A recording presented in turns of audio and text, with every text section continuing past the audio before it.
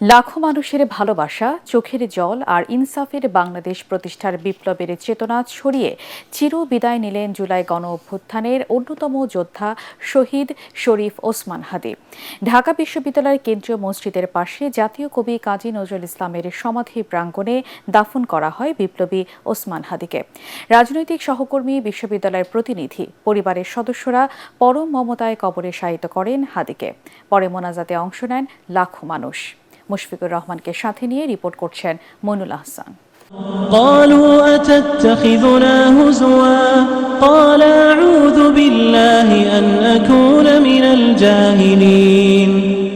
লাখো মানুষের শোক মিছিল বিপ্লবী ওসমান হাদীর মরদেহ নিয়ে আসে ঢাকা বিশ্ববিদ্যালয় এলাকায়।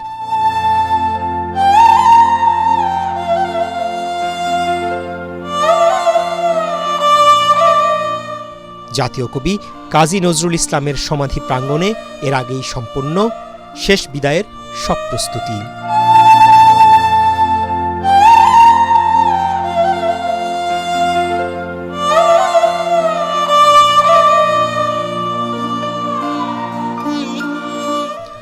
বন্ধু, স্বজন, সহকর্মীরা পরম মমতায় কবরে শায়িত করেন শহীদ ওসমান হাদীকে।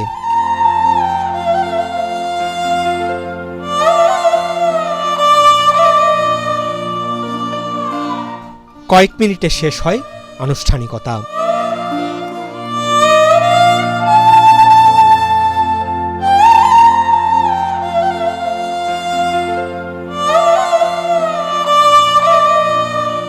লাখো মানুষ পরম করুণাময় আল্লাহর দরবারে হাত তোলেন হাদীর রুহের মাগফিরাত কামনায়।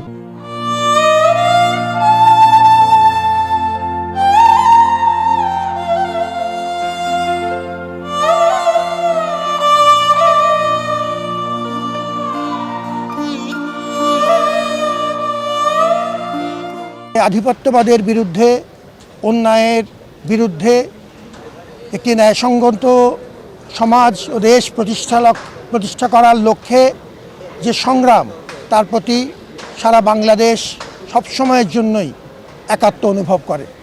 সব মশার বিরুদ্ধে সুরক্ষা দিতে এলো বসুন্ধরা এক্সট্রিম অ্যারোসল, মশার বিরুদ্ধে এক্সট্রিম সুরক্ষা। ওসমান হাদীর মতো বিপ্লবীকে রাষ্ট্র নিরাপত্তা দিতে না পারায় সহযোদ্ধাদের কণ্ঠে ঝরে পড়ে ক্ষোভ। কবিতার মাধ্যমে, প্রতিবাদের মধ্য দিয়ে ওসমান হাদী ভাই নতুন বাংলাদেশে তিনি স্বপ্ন বিনির্মাণ করতে সমর্থ হয়েছিলেন।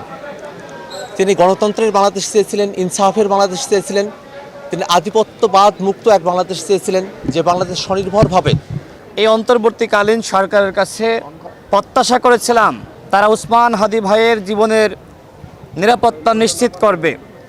ওসমান হাদী ভাই তিনি অসংখ্যবার তার জীবনের ঝুঁকির বিষয়ে তিনি ফেসবুকে লিখেছেন, গণমাধ্যমে বক্তব্য দিয়েছেন, কিন্তু এই সরকার কোনোভাবেই তার সেই বক্তব্যকে গুরুত্ব দেয়নি। শেষ বিদায়ের সঙ্গী হতে আসা সহকর্মীরা এও বললেন, দেশপ্রেমিক বিপ্লবীদের মৃত্যু নেই। দেশ ও মানুষের প্রয়োজনে হাদীর মতো সাহসী সন্তানরা রাজপথে নেমে আসবে। হাদী ভাই যে স্বপ্ন দেখেছেন, তিনি যে বাংলাদেশের রাজনীতির নতুন সংস্কৃতি আমাদের কাছে দেখিয়েছেন, আমরা বিশ্বাস করি ওনার এই স্বপ্নগুলোর প্রত্যেকটি যুবক এই প্রজন্ম ধারণ করেছে এবং তারা মনে করেছে হাদী ভাইকে হত্যা করার মধ্য দিয়ে হাদী ভাইয়ের আদর্শকে ধ্বংস করে দিবে, কিন্তু তারা এটা সবচেয়ে ভুল করেছে। এবং আজকে একজন হাদী ভাইয়ের যে হত্যাকাণ্ড শহীদ করে দেওয়া হয়েছে, আজকে বাংলাদেশের লক্ষ লক্ষ যুবক আপনারা দেখছেন যে পুরো হাদী ভাইকে ওন করতেছে। হাদী ভাই একজন ব্যক্তি না, তিনি একটি চরিত্র, তিনি একটি স্বপ্ন এবং তিনি একটি জাগরণ। যত নিয়ম কানুন শৃঙ্খল আমি মানি না কোনো আইন।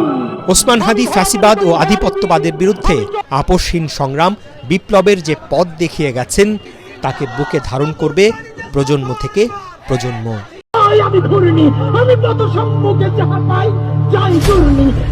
বিদায় বাংলা মায়ের 20 সন্তান। মইনুল আহসান, এটিএন বাংলা, ঢাকা।